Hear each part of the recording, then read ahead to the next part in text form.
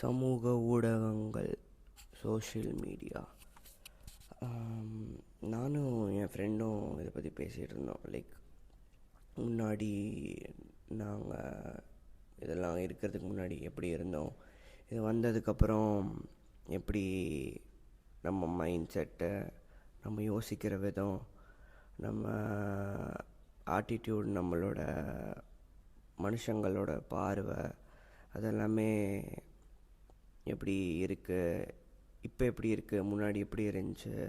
நாங்கள் podcast episode record பண்ணும் போதுமே இதை பற்றி பேசணும், இதை பற்றி கண்டிப்பாக ஒரு எபிசோடு போட்டே ஆகணும் அப்படின்னு சொல்லிட்டு இதை பற்றி நிறைய பேர்கிட்ட பேசியிருக்கேன். எனக்கு தெரிஞ்ச நிறைய பேர்கிட்ட பேசி அவங்க ஜென்யூனாக என்ன ஃபீல் பண்ணாங்க, அவங்க இதில் இருக்கிறதுனால, இதில் அடிக்ட் ஆகி இருக்கிறதுனால அது அவங்களோட வாழ்க்கை, அவங்களோட படிப்பு, அவங்களோட தினந்தோறும் செய்யும் வேலைகளை எப்படி அதை அஃபெக்ட் பண்ணியிருக்கு, போத் இந்த ஷார்ட் டேர்ம் அண்ட் இந்த லாங் டேர்ம் ரெண்டுமே எப்படி அவங்கள பாதிச்சிருக்கு அப்படின்னு சொல்லிட்டு பேசிகிட்டு இருக்கும்போது, இப்போ சமீபத்தில் இப்போ ஒரு புது கான்செப்ட் வந்திருக்கு. Attention is the new economy, கவனம் என்பது ஒரு புதிய பொருளாதாரம் அப்படின்னு சொல்லிட்டு இப்போ நம்மளே பார்த்துட்ருக்கோம். Content creation, influencer marketing, digital marketing and நமக்கு பிடிச்ச இன்ஸ்டாகிராம் இன்ஃப்ளூயன்சர்ஸ் இல்லை யூடியூபர்ஸ் சில ப்ராடக்ட்ஸ் இல்லை சில கேட்ஜெட்ஸ் யூஸ் பண்ணாங்கன்னா அது நம்ம சப்கான்ஷியஸாக நம்ம யூஸ் பண்ணணும், இல்லை வாங்கணும், இல்லை அதையும் நம்ம பயன்படுத்தி பார்க்கணும் அப்படின்னு சொல்லிட்டு ஒரு நம்மளை அறியாமலே ஒரு ஒரு ஒரு சப்கான்ஷியஸ் டோனிங் மாதிரி ஆகி அதெல்லாமே நம்ம எப்படி ஆக்டிவாக நம்ம ரீகால் பண்ணனாலுமே நம்மளோட சின்ன சின்ன செயல்களில், சின்ன சின்ன முடிவுகளில் நம்ம கொஞ்சம் கவனிச்சோன்னா கண்டுபிடிக்கலாம். ஏன்னா நான் சின்ன வயசில் இருந்தே எனக்கு தெரிஞ்ச சோஷியல் மீடியா யூடியூப் தான். அப்போ எங்கள் அப்பாவோட ஃப்ரெண்டு எனக்கு யூடியூப்பில் எப்படி சர்ச் பண்ணணும், எப்படி பாட்டு கண்டுபிடிக்கணும் அப்படின்னு சொல்லிட்டு கேட்டு, அப்போ வேர்ல்ட் கப் போயிட்டு இருந்துச்சு. வேர்ல்ட் கப் போனப்போ இந்த ஃபீஃபா வேர்ல்ட் கப் பாட்டு, இந்த பழைய தமிழ் குத்து பாட்டெல்லாம் போட்டு ஸ்பீக்கரில் கனெக்ட் பண்ணி அப்போவே கூத்தச்சிட்டு இருந்தோம். ஆனால் அப்போ பெருசாக இந்த இன்டர்நெட் ஆக்சசிபிலிட்டி இல்லை இந்த ஸ்மார்ட் ஃபோன் அதெல்லாம் பெருசாக இல்லை. ஏன்னா அப்போ ஃபுல்லாக பர்சனல் கம்ப்யூட்டர்ஸ் இல்லை லேப்டாப்பு இல்லை அந்த மாதிரி தான் ஃபுல்லாக பெருசாக யூஸ் பண்ணிகிட்டு இருந்தாங்க. நாங்களுமே பெருசாலாம் ஸ்மார்ட் ஃபோன்ஸ்லாம் யூஸ் பண்ணல. கேம்ஸ் விளாடுவோம், சின்ன சின்ன கேம்ஸு கம்ப்யூட்டரில். ஃப்ரெண்ட்ஸ் கான்சோல் வச்சுருந்தாங்கன்னா அந்த கான்சோலில் விளாண்டுட்ருப்போம். அதை விட வெளில சுற்றி விளாடுவோம். ஆனால் வெளில சைக்கிளை ஓட்டிகிட்டு நாயாக தெரிஞ்சுட்டு, இல்லை ஊருக்கு வந்தோன்னா ஊரில் அந்த டயரில் அந்த குச்சி வச்சு தட்டி தட்டி இது பண்ணுறது, அதுக்கப்புறம் வாடகைக்கு சைக்கிள் எடுத்து ஊர் சுற்றுறது, அந்த மாதிரி தான் சுற்றிட்டு இருந்தோம். அதுக்கப்புறம் தான் ஜிமெயிலுன்னு ஒன்று தெரிய வந்துச்சு. ஏன்னா நீங்கள் ஆன்லைனில் என்ன இது பண்ணுறதா இருந்தாலும் உங்களுக்கு ஒரு இமெயில் அட்ரஸ் இருந்து நீங்கள் லாகின் பண்ணால் தான் உங்களுக்கு அதை யூஸ் பண்ணுற மாதிரி, இல்லை அந்த வெப்சைட்டை ஓப்பன் பண்ணுற மாதிரின்னு சொல்லிட்டு ஆப்ஷன் இருந்தப்போ, அப்போ நான் வீட்டில் கேட்டப்போ ஜிமெயிலாம் உனக்கு இன்னும் வயசு இருக்குது, நீ அப்போ இது பண்ணிக்கலாம்னு சொல்லி இது பண்ணப்போ, என் பெஸ்ட் ஃப்ரெண்ட் ஒருத்தன் கூகுள் ப்ளஸ் அக்கௌண்ட் வச்சுருந்தான். அப்போ ஜிமெயில் ப்ளஸ்ன்னு நினைக்கிறேன், கூகுள் ப்ளஸ் ஜிமெயில் ப்ளஸ். அதில் தான் எனக்கு சாட்டிங்னால் என்னென்னு தெரிய வந்துச்சு. அதுக்கப்புறமுமே சின்ன வயசில் ஸ்கூலுக்கு போகும்போது அந்த கம்ப்யூட்டர் கிளாஸ் அப்போல்லாம் நானும் என்னோடய 4-5 நண்பர்களும் சேர்ந்து யூடியூப்பில் மார்க்கஸ் ப்ரவுன்லின்னு ஒரு அமெரிக்கன் டெக் யூடியூபர் இருக்காங்க, அவங்க videos, mister who's the boss, Dave two D, அவங்க அந்த டெக் யூடியூப் சேனல் பாட்காஸ்ட்லாம் அண்ட் வீடியோஸ்லாம் உட்காந்து நாங்கள் பிஞ்ச் பண்ணிகிட்ருப்போம். அப்போ புது ஐஃபோனு இல்லை புது சாம்சங்கு இல்லை அப்போ தான் இனிஷியலாக அந்த கூகுள் பிக்சல் ஃபோன்லாம் வந்துச்சு. அதெல்லாம் வந்து மிரண்டோம் பார்த்துட்டு. என்னடா கூகுள் அவ்வளோ பெரிய சாஃப்ட்வேர் கம்பெனி அவங்க வந்து ஃபோனில் ரிலீஸ் பண்ணுறாங்கன்னு சொல்லிட்டு அப்பா உட்காந்து சண்டை போட்டுட்ருப்போம், எது பெட்டரு, ஐஃபோன்னா பெட்டரா இல்லை சாம்சங் தான் பெட்டரான்னு. அப்போ அது சின்ன வயசுலேருந்தே 4வது 5வதுலேருந்தே இந்த கம்ப்யூட்டர் கிளாஸில் நாங்கள் அது பண்ண போகிறோம், இது இந்த ப்ராஜெக்ட்டுன்னு சொல்லிட்டு நாங்கள் ஒரு 4-5 பேர் போய் கூத்தச்சிட்ருப்போம். அதுக்கப்புறம் போர்டு எக்ஸாம்ஸ் அண்டு நீட் எழுத வேண்டிய அந்த நிலைமைக்கு தள்ளப்பட்டதால் சென்னைக்கு சென்று விட்டோம். சென்னைக்கு சென்றதுக்கப்புறம் லாக்டவுன் ஆச்சு. லாக்டவுன் ஆனதுக்கப்புறம் தான் எனக்குன்னு ஆக்சுவலி ஒரு ஃபோன் தேவைப்படுற சூழ்நிலை வந்துச்சு. அப்போ என்னோடய ஃபோன் வந்து OnePlus Nord. அப்போ தான் தனி நம்பர் வாங்கி அதில் லாகின் பண்ணி எனக்குன்னு தனியாக ஒரு ஜிமெயில் அக்கௌண்ட், நான் எங்கள் அம்மா எங்கள் அப்பா எல்லோரும் சேர்ந்து இந்த ஜிமெயில் அக்கௌண்ட் க்ரியேட் பண்ணி, அதுதான் இப்போ என்னோடய ப்ரைமரி ஜிமெயிலாகவும் இருக்குது. ஸோ அது க்ரியேட் பண்ணி அதுக்கப்புறம் தான் வாட்ஸ்அப்பு, இன்ஸ்டாகிராம், ஸ்னாப்பு அது எல்லாமே உள்ளே வந்தது. பட் ஆனால் லாக்டவுன் அப்போ ஃபுல்லாக ஆன்லைன் கிளாஸஸ். அப்போ கூட நான் வந்து அவ்வளோ இன்ஸ்டாகிராம் யூஸ் பண்ணல, எனக்கு பெருசாக தெரியல. நான் அப்போ அப்படியே தான் யூடியூபு, அதுதான் யூடியூப்பும் கேம்ஸும் தான் ஃபுல்லாக லாக்டவுன் ஃபுல்லாக விளாண்ட மாதிரி இருந்துச்சு. அதுக்கப்புறம் லாக்டவுன் எடுத்ததுக்கப்புறம் தான் ஆஃப்லைன் கிளாஸஸ் போனதுக்கப்புறம் எவ்வளோ லட்சணமாக இருந்திருக்கும்னு சொல்லிட்டு தெரிஞ்சதுக்கப்புறம் தெரிஞ்சதுக்கப்புறம் தான் படிக்கவே ஆரம்பித்தது. அப்போவுமே எனக்குன்னு இன்ஸ்டாகிராம் அக்கௌண்ட்டோ இல்லை தனி நம்பரோ எதுவுமே கிடையாது. முடிச்சுட்டு அந்த ஒரு நடுவில் என் போர்டு எக்ஸாம்ஸுக்கு ஒரு 2 மாதம் பிரேக் விட்டாங்க. அப்போ போய் மிச்ச கிளாஸில் இருக்க மக்கள்கிட்ட இன்ட்ராக்ட் பண்ணி பேசினதுக்கப்புறம் தான் இப்படி ஒன்று வச்சுருக்காங்க, எல்லோரும் லாக்டவுன்லேருந்தே வச்சுருந்தாங்கன்னு சொல்லிட்டு தெரிஞ்சதுக்கப்புறம் தான் சரி ஓகே, ஸ்கூல் கான்டாக்ட்ஸ் யாரும் விட்டு போயிடக்கூடாதுன்னு கடைசியாக ஸ்கூல் முடிக்கும் போது தான் இன்ஸ்டாகிராம் அக்கௌண்ட்டே ஓப்பன் பண்ணது. பட் ஆனால் அதுக்கு முன்னாடி எங்கள் பக்கத்து வீட்டில் என் ஃப்ரெண்டு ஒருத்தி இருந்தாள். அவள் வந்து ஸ்னாப்சாட் ஏற்றி விட்டு இதை இப்படி தான் யூஸ் பண்ணணும், இப்படி தான் இது பண்ணணும், ஸ்ட்ரீக்ஸ்னால் இது தான் அப்படின்னு சொல்லிட்டு என் ஃப்ரெண்டு சொன்னதுக்கப்புறம் தான் ஓகே இப்படிலாம் இருந்திருக்கு, நமக்கு இதெல்லாம் தெரியவே இல்லை அப்படின்னு சொல்லிட்டு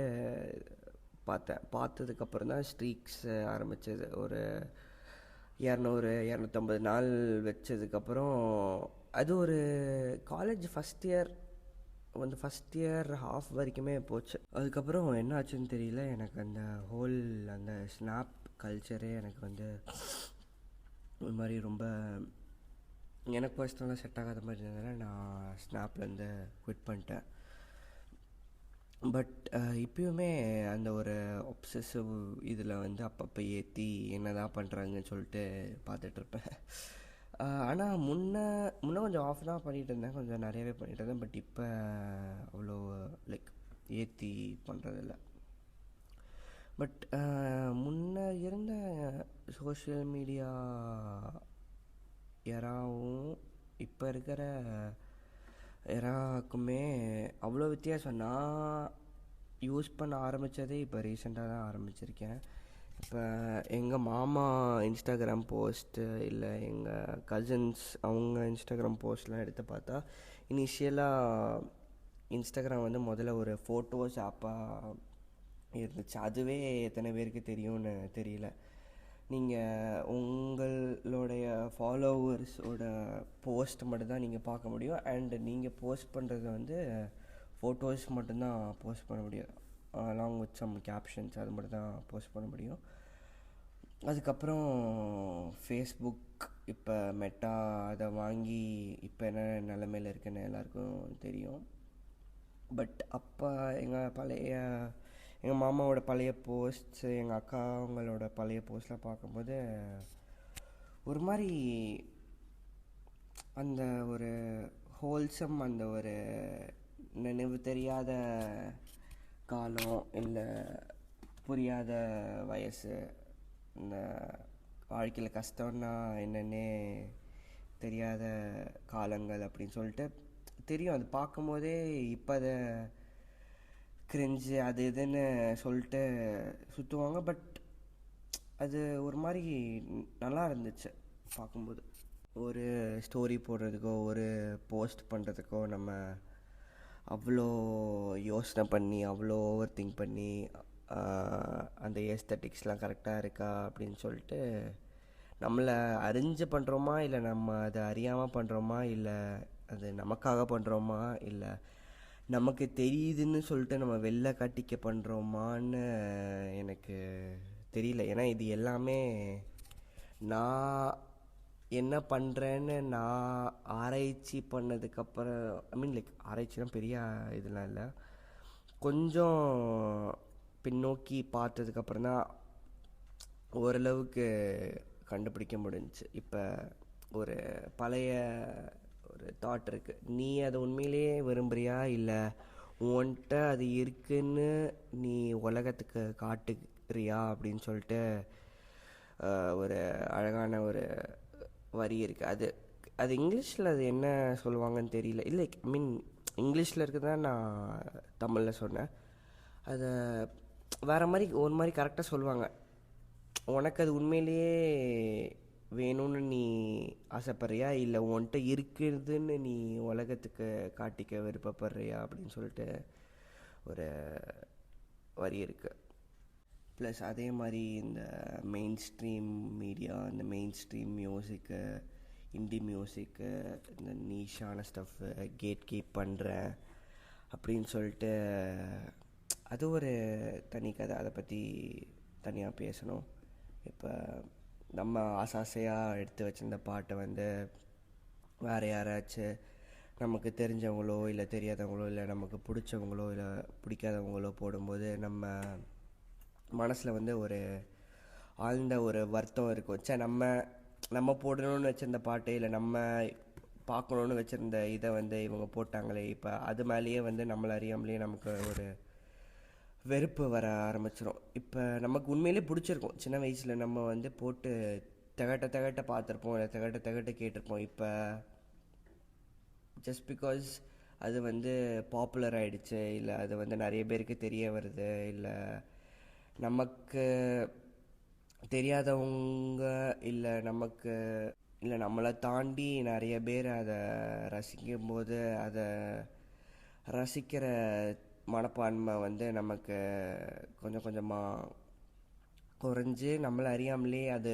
ஒரு வெறுப்பாயிடும். முன்னாடிலாம் நான் சின்ன வயசில் இருக்கும்போது இங்கிலீஷ் பாட்டு இல்லை வேறு லாங்குவேஜ் பாட்டுலாம் கேட்டால் நீ பெரிய ஆள், நீ பெரிய புளுத்தி அப்படின்னு சொல்லிட்டு அந்த ஒரு மனப்பான்மை இருக்கும். நான் ஸ்கூலில் படிக்கும்போது தமிழ் பாட்டெலாம் கேட்டால் நீ வந்து இப்போ என்ன ஊர்க்காரன், பட்டத்துக்காரன், கிராமத்துக்காரன் அப்படின்னு சொல்லிட்டு ஸ்கூல்லலாம் கலாய்ச்சிட்ருப்பாங்க.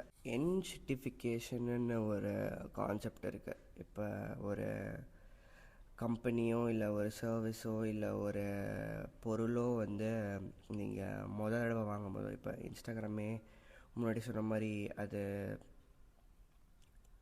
ஐ மீன் கரெக்டு தான், ஐ மீன் சப்ஜெக்டிவ் தான். இப்போ இருக்கிற இன்ஸ்டாகிராமும் சில பேர் நல்லா இருக்கு, அதனால் எத்தனை பேருக்கு சோறு போடுது, அதனால் எத்தனை பேர் சம்பாதிக்கிறாங்க, அதனால் எத்தனை பேரோட குரல் வெளியே வந்திருக்குன்னு ஆர்கியூ பண்ணலாம். கரெக்டு தான். பட் தெரியல, அது அந்த மாதிரி இருக்கிற மக்களோட நான் பெருசாக இன்ட்ராக்ட் பண்ணதில்லை. பட் ஆனால் பார்க்குறேன் நிறைய பேரோட கான்டென்ட் கன்சியூம் பண்ணும்போது அது எவ்வளோ பெரிய ஒரு தாக்கத்தை உண்டாக்கியிருக்குன்னு சொல்லிட்டு தெரியுது ஆக்சுவலி. அதான் என்ஷிட்டிஃபிகேஷனை பற்றி சொல்லணுன்னு இருந்தேன். ஒரு பொருள் நீங்கள் முதல்ல வாங்கும்போது வந்து நீங்கள் எதிர்பார்த்த அந்த ஃபீச்சர்ஸ், அந்த எதிர்பார்த்த இதெல்லாமே ஒழுங்காக இருக்கும். பட் போக போக நீங்கள் வந்து அந்த பொருளோ இல்லை அந்த சர்வீஸ் மேலே அவ்வளோ அடிக்ட் ஆகி அந்த கம்பெனி வந்து இல்லை அந்த கம்பெனியோ அந்த பொருளோ இல்லை அந்த ஒரு சாஃப்ட்வேரோ வந்து உங்கள்கிட்ட இருந்து காசு அடிக்கிறது மட்டும் இல்லாமல் உங்களோட டேட்டாவாகட்டும் இல்லை அந்த பொருளை உண்மையிலேயே அவங்க பிஸ்னஸ் மாடலுக்கு அவங்க பற்றி அந்த ஒரு எக்ஸ்பீரியன்ஸே வந்து ரூவன் பண்ணுறதுக்கு பேர் தான் இன்ஸ்டிடிஃபிகேஷன். இது வந்து நம்ம நிறைய இடத்துல பார்த்துருக்கேன். இப்போ அடோபி வந்து முதல்ல நீங்கள் ஒன் டைம் பேமெண்ட்டாக நீங்கள் அந்த சாஃப்ட்வேர்லாம் நீங்கள் வாங்கிக்கலாம். இப்போ நீங்கள் வந்து ஃபுல்லாக காசு நீங்கள் மாதம் 2000 3000 கட்டினா தான் நீங்கள் அதில் இருக்க சாஃப்ட்வேர்ஸ் யூஸ் பண்ண முடியும். ப்ளஸ் அதில் யூஸ் பண்ணுற அந்த ஃபைல் ஃபார்மேட் வந்து அதில் லைக் அந்த அடோபி சாஃப்ட்வேரில் இருக்கிற மிச்ச சாஃப்ட்வேர்ஸ்க்கு மட்டும்தான் யூஸ் பண்ண முடியும். ஓப்பன் சோர்ஸாக நீங்கள் யூஸ் பண்ண முடியாது. அதுக்கப்புறம் காப்பிரைட்டட் ஸ்டஃப்ஸோடு நீங்கள் வந்து எடிட் பண்ணுறதா இருந்தாலுமே நீங்கள் ப்ராப்பராக அந்த லைசன்ஸ் நீங்கள் வந்து அப்லோட் பண்ணி இது பண்ணால் தான் எனக்கு தெரிஞ்சு நீங்கள் ப்ராப்பராக யூஸ் பண்ண முடியும். எனக்கு இப்போ இப்படி தான் சொல்லிட்டு கேள்விப்பட்டப்பட்டேன்னா எனக்கு கரெக்டாக தெரியல. அதுக்கப்புறம் நம்ம விண்டோஸே முன்னாடி Windows XP, Windows Vista and Windows 7மே ரொம்ப க்ளீனாக, ரொம்ப லைட் வெயிட்டாக, ரேம் இன்டென்சிவாக இல்லாமல் அவ்வளோ நல்லா இருந்துச்சு. இப்போ அவங்களுமே இந்த ஏஐ ஸ்லாப்லாம் இந்த கோபைலட்லாம் இன்டெகிரேட் பண்ணுறேன்னு சொல்லிட்டு ஃபுல்லாக சப்ஸ்கிரிப்ஷன் பேஸ்டு மாடலாக சொல்லிட்டு விண்டோஸையும் என்சிட்டிஃபை பண்ணி வச்சுருக்காங்க. ஆண்ட்ராய்டு சாஃப்ட்வேர்ஸ்லையுமே பார்க்கலாம். முன்னாடி எங்கள் அப்பா யூஸ் பண்ணிகிட்டு இருந்த ஷியாமி ஃபோன்லலாம் அவ்வளோ ஆடு இருக்கும். முதல்ல ஆடு கம்மியாக தான் இருந்துச்சு. பட் அடுத்து வர வர மேண்டேட்ரி அப்டேட்ஸில் வந்து அவ்வளோ மோசமாகிடுச்சு, யூஸே பண்ண முடியல. சரி, டாபிக் சோஷியல் மீடியாவை தாண்டி வேறு எங்கே போயிட்டுருக்கு. நான் பெருசாக கவனிச்சதில் வந்து நான் எப்போ எந்த சமூக ஊடகங்களில் இருந்து யூஸ் பண்ணிவிட்டு வெளில வந்து நான் எப்படி உணர்றேன்னு சொல்லிட்டு யோசித்து பார்த்தாலுமே I would have felt much better before going to that app.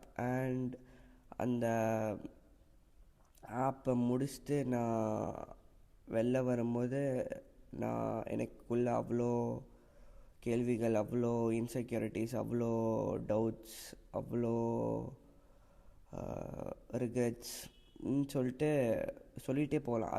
அதுலேருந்து தப்பிக்கிறதுக்கு வந்து நானுமே எல்லோரும் மாதிரி ஆப்பை அன்இன்ஸ்டால் பண்ணுறது, டீஆக்டிவேட் பண்ணுறது அப்படின்னு சொல்லிட்டு சுற்றிட்டு இருந்த ஆள் தான். பட் எனக்கு தெரிஞ்சு எனக்கு அது ஒர்க் ஆனதில்லை, வேலை செஞ்சதில்லை. ஏன்னா ரீல்ஸ்லேருந்து ஷார்ட்ஸ் போயிடுவேன்.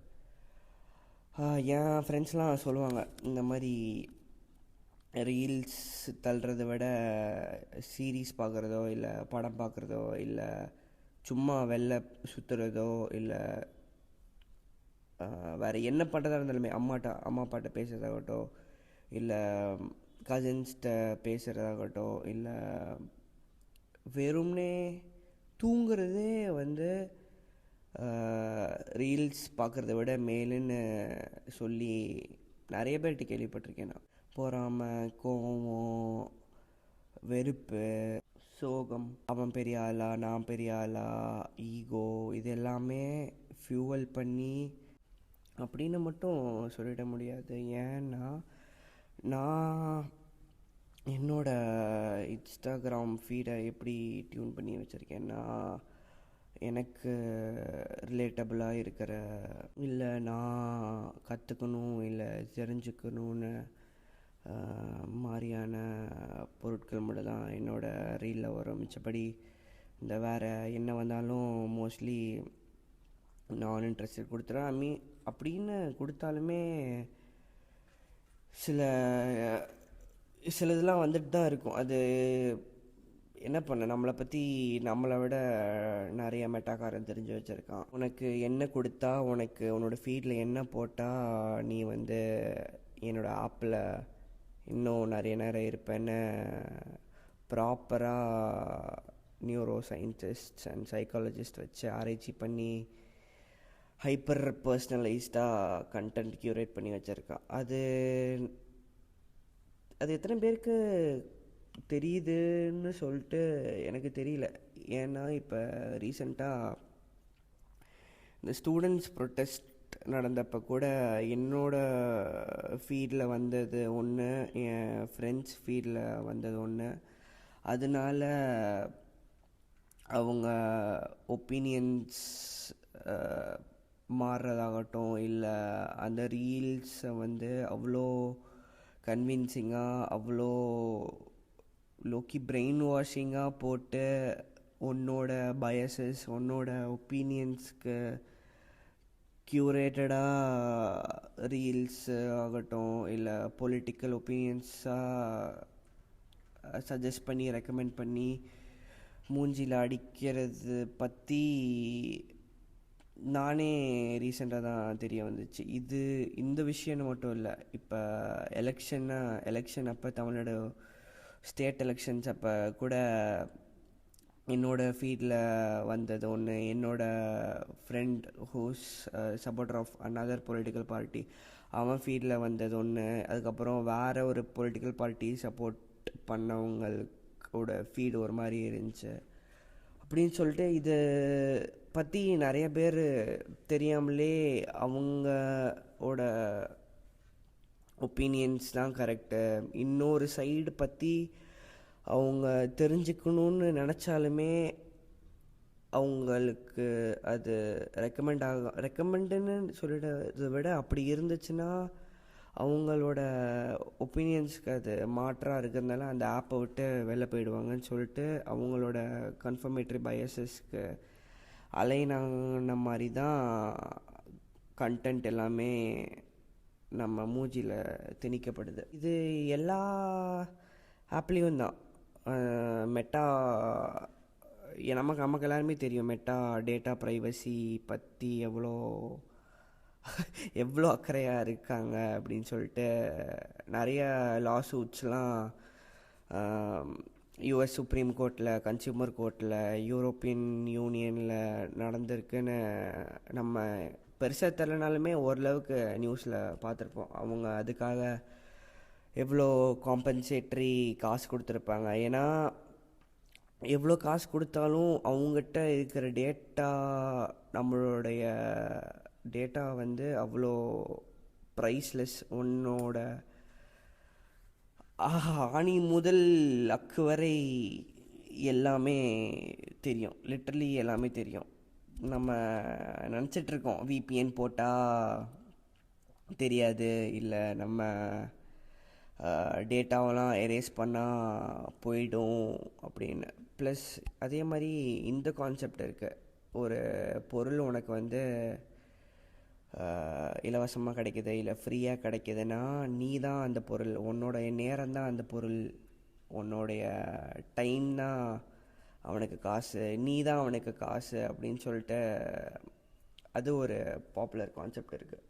கான்செப்டுன்னு கூட சொல்லிட முடியாது, அதுதான் உண்மை. ஏன்னா அவன் அது உன்னைய பற்றி தெரிஞ்சுக்கிட்டு உனக்கேற்ற மாதிரி கம்பெனிஸோட ப்ராடக்ட்ஸ் அவங்ககிட்டருந்து காசு வாங்கி உனக்கு பர்சனலைஸ்டு ஆட்ஸ் கொடுப்பான். நீ அந்த ஆடை பார்த்து நம்மளை நமக்கு பிடிச்சது இவ்வளோ % ஆஃபில் இருக்குது, இவ்வளோ கம்மியான ரேட்டுக்கு கிடைக்கிதுன்னு சொல்லிவிட்டு அந்த ஆடெல்லாம் பார்த்து வாங்கின காலம்லாம் இப்பயும் நடந்துட்டு தான் இருக்குது. இனிமேலும் உலகம் அதை நோக்கி தான் போயிட்டுருக்கு. நான் இப்போ ரீசெண்டாக கூட பார்த்தேன், யூடியூப் அண்ட் கூகுள் வந்து அவங்க பிளாட்ஃபார்மில் போஸ்ட் பண்ணுற க்ரியேட்டர்ஸோட ப்ராடக்ட்ஸ் அண்ட் அந்த சர்வீசஸ்லாம் டைரெக்டாக அவங்களோட ஆப்லேயோ இல்லை அவங்க வெப்சைட்லேயோ வாங்கி பே பண்ணி செக் அவுட் பண்ணுற மாதிரி ஆப்ஷன்ஸ் கொண்டு வர பார்க்குறாங்க. பேசிக்காக அந்த ஒரு ஃப்ரிக்ஷனை வந்து ரெடியூஸ் பண்ணி உன்கிட்ட இருக்கிற காசு, உன் நேரத்தை வந்து எவ்வளோ எடுத்துக்க முடியுமோ, எவ்வளோ அவங்க உன்னை பற்றி தெரிஞ்சு அதை காசாக்க முடியுமோ ஆக்கலான்னு யோசிச்சுட்ருக்காங்க அப்படின்னு இப்போ ரீசெண்டாக இந்த கூகுள் ஐயோவில் பார்த்தேன்னா. ப்ளஸ் அதே மாதிரி ஸ்லாக்டிவிசம்னும் ஒரு கான்செப்ட் இருக்குது.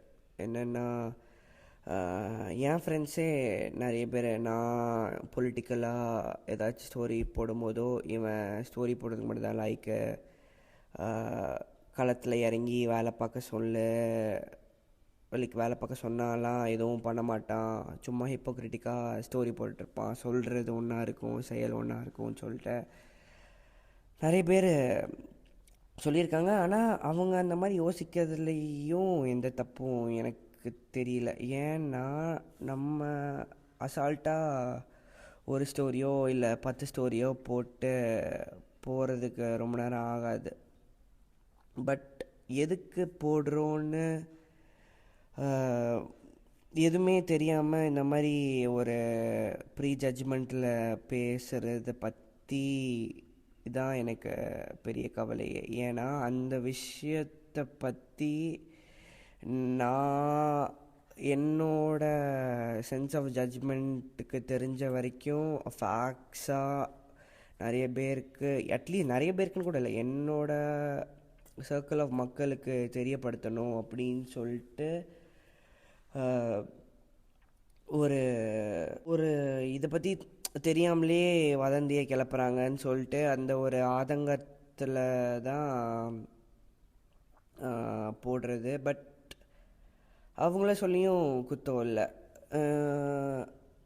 ஆனால் என்ன சொல்ல, இப்போ நம்மளே நினச்சாலும் ஒரு, ஆனால் அப்படின்னு சொல்லிட்டு நம்ம அசால்ட்டாக விட்டுறக்கூடாது. ஒரு குரல் தான் 2 குரல் ஆகும், 2 நாள் ஆகும். அதை பற்றி தெரிஞ்சு அது அதில் மாற்றக்கூடிய நிலைமையில் இருக்கிற மக்களுக்கு இல்லை அதிகாரிகளுக்கு தெரிய வந்து அவங்களால ஏதாச்சும் பண்ண முடிஞ்சு அதனால் ஏதாச்சும் மாற்றம் உண்டாச்சுனாலுமே அது ஒரு பெரிய வெற்றின்னு தான் சொல்லுவேன் நான். ப்ளஸ் அதே மாதிரி இப்போ ட்ரெண்டிங்காக போயிட்டுருக்குன்னு ஒரே காரணத்துக்காக அந்த மக்களையும் பிடிக்கணுன்னு அந்த பேராசைன்னு சொல்லிட முடியாது, அவங்க சோத்துக்கு அவங்க அப்படி தான் பண்ணி ஆகணும். ஸோ அந்த மக்களையும் அவங்க அவங்க ஃபீல்டில் அவங்க கான்டென்ட்டில் அவங்க மூழ்கடிக்கணும்னு விருப்பப்படுறவங்க அதை பற்றி அந்த விஷயத்தை பற்றி அந்த இஷ்யூவை பற்றி எதுவுமே தெரியலனாலும் இல்லை அதை பற்றி எந்த அக்கறையும் இல்லைனாலும் அந்த அந்த அந்த ஆடியன்ஸஸை பிடிக்கணும்னு ஒரே காரணத்துக்காக அது ரிலேட்டடாக ஏதாச்சும் ஜெனரிக்கான போஸ்ட்டோ இல்லை ஜெனரிக்கான கான்டென்ட்டோ போடுவாங்க. இதை வந்து வர்ச்சு சிக்னலிங்னு சொல்லுவாங்க. இதெல்லாமே நான் எங்கே கற்றுக்கிட்டேன்னு நினைக்கிறீங்க? கற்றுக்கிட்டேன்னு இல்லை, இதெல்லாம் பற்றி எனக்கு எப்படி தெரிய வச்சுன்னா ரீல்ஸ் தான். ரீல்ஸ் அண்ட் அதே யூடியூப் வீடியோஸ் அண்ட் இதை பற்றி என்னோடய ஃப்ரெண்ட்ஸ் அண்ட் எனக்கு தெரிஞ்சவங்கள்ட்ட பேசி கேட்டது தான். டிக்ரீஸிங் அட்டென்ஷன் ஸ்பேன் பற்றி என்னோடய பர்சனல் கருத்து என்னென்னா, எனக்கு என்னோடய ஃபீல்டில் ஃபுல்லாக ரெக்கமெண்ட் ஆகிற ரீல்ஸ் எல்லாமே மோஸ்ட்லி 3 minutes இல்லை 2 minutes மேலே தான் இருக்கிற மாதிரி இருக்கும். ஸோ நான் மெயினாக என்ன நோட்டீஸ் பண்ணேன்னா, நான் முன்ன பார்த்து ஃபீல் பண்ணி மூவிஸ் பார்த்து அந்த டேரக்டரோட உலகத்தில் போய் லைக் முழுசாக என்ன அந்த படத்தில் போட்டு பார்க்குறது இப்போ கொஞ்சம் கஷ்டமாகவே தான் இருக்குது. ஏன்னா மற்றபடி சின்ன வயசில் அவ்வளோ என்ஜாய் பண்ணி பார்த்த படம்லாம் கூட இப்போ கொஞ்சம் ஒரு மாதிரி மெதுவாக ஸ்லோவாக லாகியாக போகிற மாதிரி ஃபீல் ஆச்சு. இப்போ ரீசெண்டாக கூட நானும் என் ஃப்ரெண்ட்ஸ் 3 பேர் ஒரு இங்கிலீஷ் காமெடி ஃபிலிம் பார்த்தோம். பட் அந்த இடத்துல மேபி எனக்கு பர்சனலாக கிளிக் ஆகாத ஃபிலிம்ஸ் எனக்கு அந்த மாதிரி லாகியாக கொஞ்சம் மெதுவாக போகிற மாதிரி தோணியிருக்கலாம். பட் ஆனால் அட்டென்ஷன் ஸ்பேன்லாம் எனக்கு தெரிஞ்சு அது ரொம்ப சப்ஜெக்டிவ் தான் நினைக்கிறேன். நீங்கள் ரீல்ஸ் பார்க்குறதுனால உங்கள் அட்டென்ஷன் ஸ்பேன் குறையுது அப்படின்னு சொல்லிட முடியாது. ஏன்னா சில நேரத்தில் அதான் எனக்கு ரெக்கமெண்ட் ஆகிற ரீல்ஸ் ஃபுல்லாக 5 மினிட்ஸ் இல்லை 2 மினிட்ஸ் இல்லை மேக்ஸிமம் ஒரு 1 மினிட்டுக்கு மேலே தான் இருக்கும். ஸோ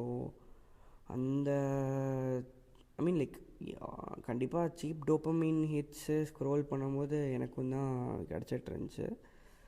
பட் தெரில, அதை பற்றி இன்னும் நிறைய மேபி பார்த்து தேடினா பதில் கிடைக்கும்னு நினைக்கிறேன்.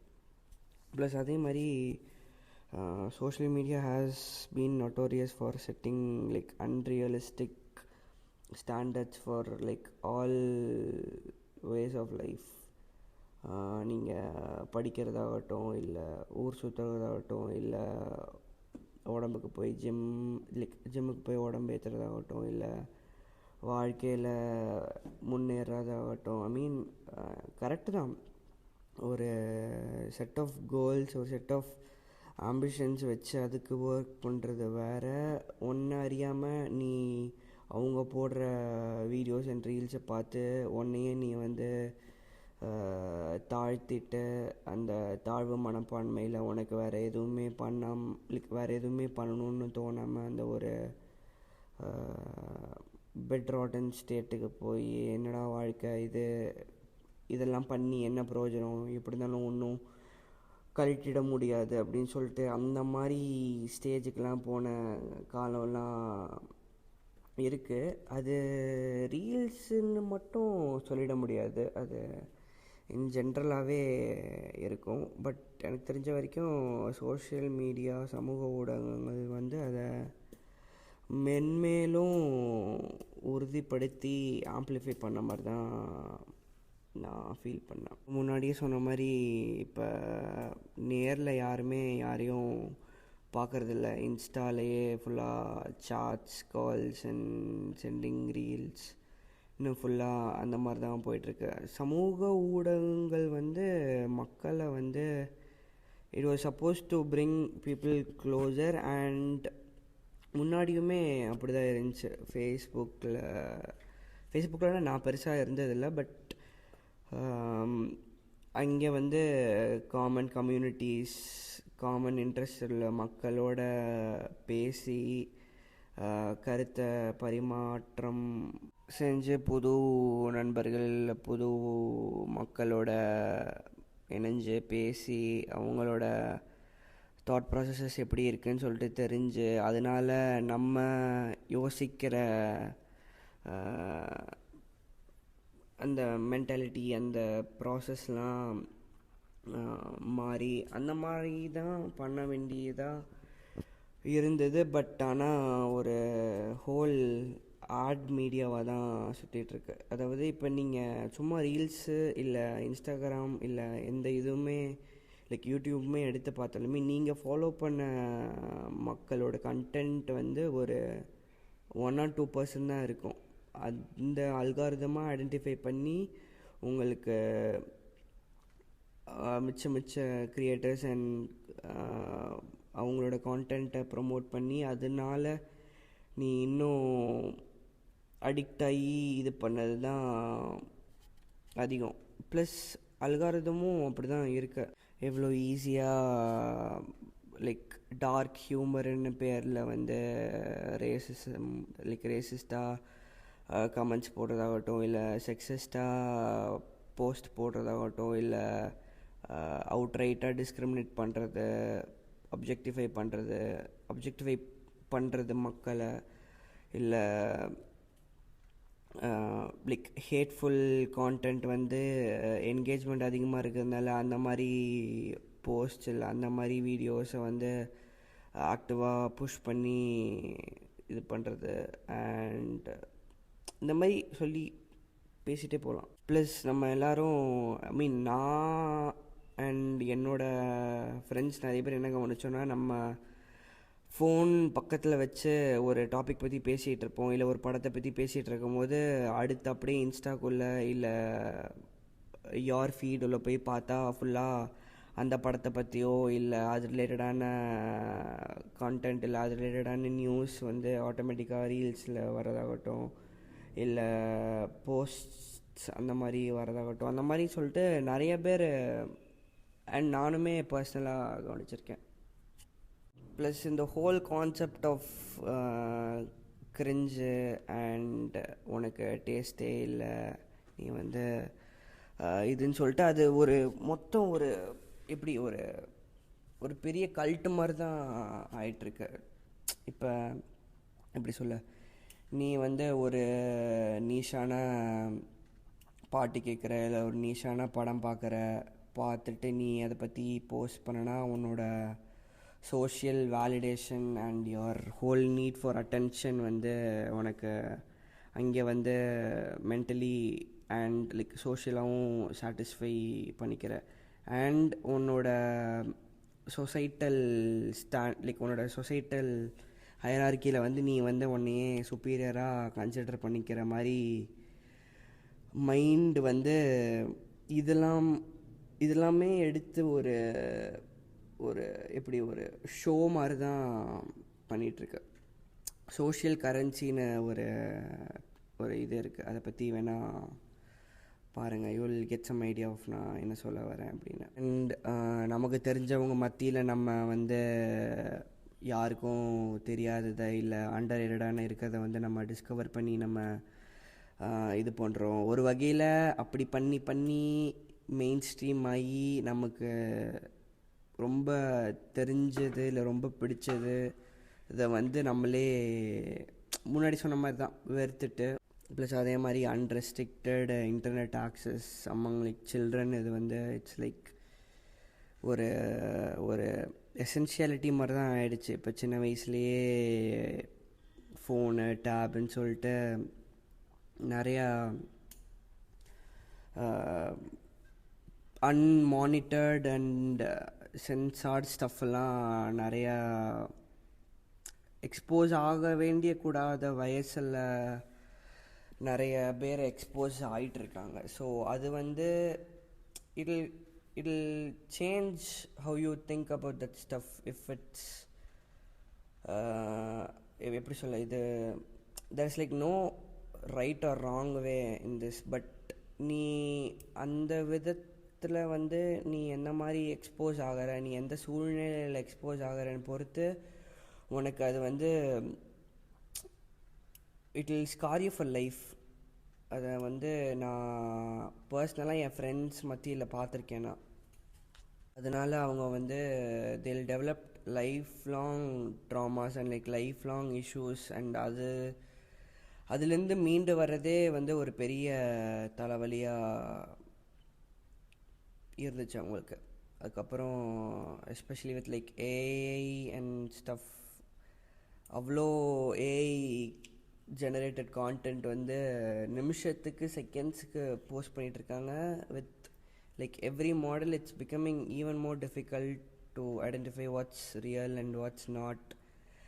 அது நம்ம ஜெனரேஷனில் இருக்கிற மக்கள், நமக்கு ஓரளவுக்கு கம்ப்யூட்டர் லிட்ரஸி இருந்துமே நமக்கு கண்டுபிடிக்க ரொம்ப கஷ்டமாக இருக்குன்னா, வயசானவங்க, சின்ன பசங்க, சின்ன குழந்தைங்க ரீல்ஸ் பார்க்குறதோ இல்லை ஷார்ட்ஸ் பார்க்கும் போது இதெல்லாம் பார்த்தாங்கன்னா எது உண்மை, எது பொய், எது நிஜ வாழ்க்கை, எது கற்பனைன்னு சொல்லிட்டு அந்த ஒரு லைன் வந்து ரொம்ப மங்கலாகிட்டே போய் எங்கே தான் போக போகுதுன்னு நினச்சாலே வியப்பாக இருக்குது. லைக் சோஷியல் மீடியா எப்படி எவால்வ் ஆக போகுது, எப்படி ப்ரோக்ரஸ் ஆக போகுது, அண்ட் அதுக்கேற்ற மாதிரி நம்ம ஒரு சிவிலைசேஷனாக நம்ம இதுக்கு எப்படி அடாப்ட் ஆக போகிறோம் அப்படின்னு பார்க்கும்போது ஆச்சரியமாக தான் இருக்குது, வியப்பாக தான் இருக்குது, ஆர்வமாக இருக்குது. நம்ம எப்படி இது பண்ண போகிறோம் அப்படின்னு பார்ப்போம் என்ன. ப்ளஸ் என்ன தான் இவ்வளோ குறைகள், இவ்வளோ பிரச்சனைகள் இருந்தாலுமே it has definitely had some like impact in a lot of people's life. like நல்ல விதமாகவே சொல்கிறேன் நான். ஏன்னா நான் பர்சனலாக எனக்கு லைக் மைண்டடான மக்கள் வந்து நான் அவங்க இன்ஸ்டாகிராமில் இல்லை யூடியூப்பில் இல்லை வாட்ஸ்அப்பில் என்ன போஸ்ட் பண்ணுறாங்கன்னு வச்சு என்னோட டேஸ்ட்டுக்கோ இல்லை என்னோட ஒப்பீனியன்ஸுக்கு அலைன் ஆகிற மாதிரி மக்களும் அண்ட் ஒப்பீனியன்ஸ்க்கு அலைன் ஆகாத மக்களோட பேசி அவங்க என்ன யோசிக்கிறாங்க, லைக் அவங்க எப்படி இன்டர்பிரேட் பண்ணுறாங்கன்னு தெரிஞ்சு என்னோட திங்கிங் ப்ராசஸ்க்கு ஒரு ஒரு ஃபயராக இருந்தது வந்து சோஷியல் மீடியா தான். அதில் எந்த ஆட்சேபனையும் இல்லை. அண்ட் சொன்ன மாதிரி அண்டர் ப்ரிவிலேஜ்டான கண்ட்ரியில் இருக்கிறவங்களுக்கு வந்து ஒரு ஒரு குளோபல் ஸ்டேஜ் வந்து எனக்கு தெரிஞ்ச சோஷியல் மீடியா கொடுத்து அவங்களுக்கு வந்து அவங்களுக்கு ஏற்ற ஃபேம் அண்ட் ரெக்கக்னிஷன் வந்து கொடுத்து நம்மளே நிறைய பார்த்துருப்போம். Plus social media also gives you a platform to express your self. நீ என்ன யோசிக்கிற, நீ எப்படி ஃபீல் பண்ணுற, நீ ஒரு விஷயத்தை வந்து எப்படி இன்டர்பிரேட் பண்ணுறன்னு சொல்லிட்டு எக்ஸ்ப்ரெஸ் பண்ணிக்கிறதுக்கு வந்து ஒரு பிளாட்ஃபார்ம் கொடுக்குது. ப்ளஸ் ஆனால் இது வந்து ஒரு டபுள் எட்ஜ் ஸ்வார்ட் தான். நீ வந்து இதை நல்ல விதமாகவும் எடுத்துக்கலாம், நீ கெட்ட விதமாகவும் எடுத்துக்கலாம்.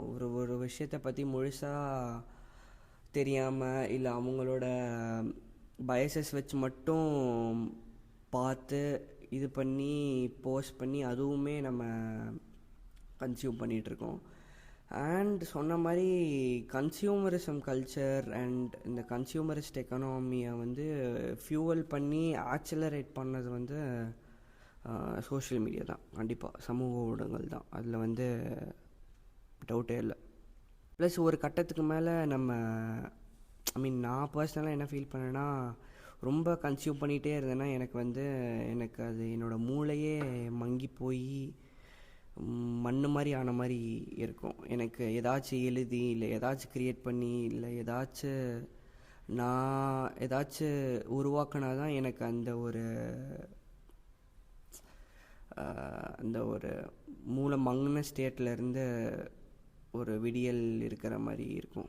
அண்ட் ப்ளஸ் அதே மாதிரி நான் என்ன கவனித்தேன்னா, they can like people who have specific set of skills in like writing the script or modifying the way that they talk can give you that illusion of they know that stuff more than you. And அதனால வந்து நீ உன்னோட research நீ உன்னோட தேடலில் வந்து ஈடுபடாமல் வேறு யாரோ ஒரு தேர்ட் பர்சன் சொன்னதை வந்து உண்மைன்னு நம்பி ஒரு சென்ஸ் ஆஃப் ஒரு ஃபால்ஸ் ஆப்டிமிசம்னு சொல்ல முடியாது, ஒரு ஃபால்ஸ் ஸ்டேட்டில் போய் உக்காந்து அது வந்து நீ ஒரு 4-5 பேருக்கு ஷேர் பண்ணி இல்லை நீ அதை பற்றி ஒரு 10 பேருக்கு சொல்லி அது திருப்பி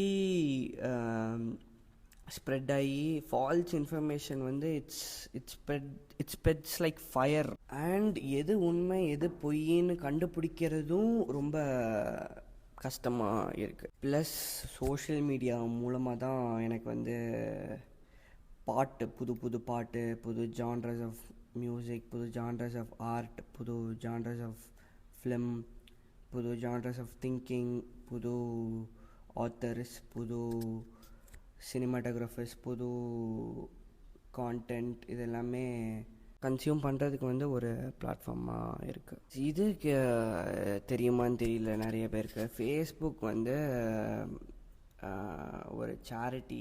இதை பற்றி எனக்கு ஃபுல் இன்ஃபர்மேஷன்ஸ் இல்லை. நான் முன்னாடி எங்கேயோ படித்ததுலையோ இல்லை யாரோ சொன்னதை வச்சு ஃபேஸ்புக் வந்து இந்த தேர்ட் வேர்ல்டு கண்ட்ரீஸ், இந்த ஆஃப்ரிக்காலலாம் இன்டர்நெட் ஆக்சஸ் கொடுக்குறேன்னு சொல்லி புது ஃபோன் புதுன்னு கூட இல்லை, ஒரு பேசிக்கான ஃபோனில் வந்து இன்டர்நெட் ஆக்சஸ் ப்ரொவைட் பண்ணுறோம் நாங்கள் அப்படின்னு சொல்லி அந்த இன்டர்நெட் ஆக்சஸ் வந்து was only restricted to Facebook. நீ வந்து அவங்க ஃபேஸ்புக் கொடுக்குற நெட்டை வச்சு நீ வந்து ஃபேஸ்புக் மட்டும்தான் பார்க்க முடியும். ஸோ அதனால வந்து ஒரு பெரிய லாஸ் அவுட் மாதிரி நடந்து, அது என்னென்னு கரெக்டாக ஞாபகம் இல்லை ஆக்சுவலி. பட் இதெல்லாம் ஃபுல்லாக கேட்கும்போது how much of an influence all these big companies and all these corporates have in our life ன்னு சொல்லிட்டு நம்ம ஹெவியாக அண்டர் எஸ்டிமேட் பண்ணுறோம் அப்படின்னு தோணிட்டு இருந்துச்சு. ப்ளஸ் அதே மாதிரி இந்த open source social media platforms like Bluesky, Mastodon, அதுக்கப்புறம் இந்த ஆல்கரிதமே இல்லாமல் நீ போஸ்ட் பண்ணி உன் ஃபாலோவர்ஸ் மட்டும் பார்க்குற மாதிரின்னு சொல்லிட்டு நிறையா ஆப்ஸ் இருக்குது. அது முன்னாடி என்னன்னு பார்த்துட்டு இருந்தேன், பட் இப்போ மறந்துடுச்சு, ரொம்ப நாள் ஆச்சு. அண்ட் தென் நான் இப்போ இன்னொரு ஃப்ரெண்டுகிட்ட பேசிகிட்டு இருக்கும்போது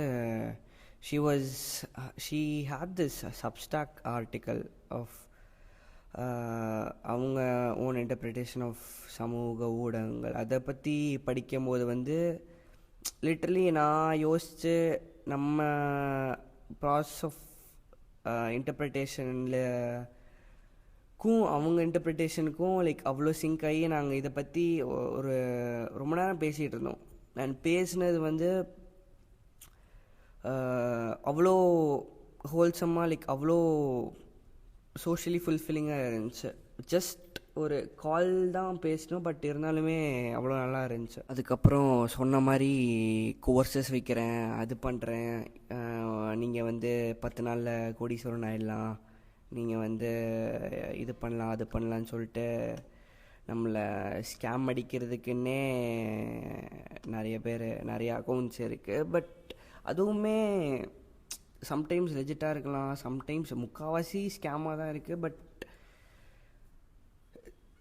இதுவே ஒரு பெரிய காக்னிட்டிவ் லோடாக இப்போ இருக்கிற மக்களுக்கு இருக்குது. அண்ட் இவ்வளோ பெரிய காக்னிட்டிவ் லோடு இருந்து இதிலேருந்து நவுந்து கண்டுபிடிச்சி பார்த்து வர்றதுக்குள்ளே நம்ம பிரெயின் எக்ஸாஸ்ட் ஆகி நம்ம வாழ்க்கையை ஒழுங்காக பார்க்க முடியாத மாதிரி நிலைமைக்கு தள்ளப்படுறோம். மென்டலி ரொம்ப ட்ரெயின் ஆகி அதுக்கப்புறம் படிக்கணும்னு நினச்சாலுமே படித்ததும் மண்டையில் நிற்காமல், படிக்கிறதும் ஒழுங்காக புரியாமல் ரொம்பவே மெஸ்டப்பான சுச்சுவேஷன் தான். பட் அதே மாதிரி நிறையாவும் கற்றுக்கிறேன். படிப்பு மட்டும்தான் வாழ்க்கை இல்லை, படிப்பை தாண்டி வாழ்க்கையில் நிறைய இருக்குது.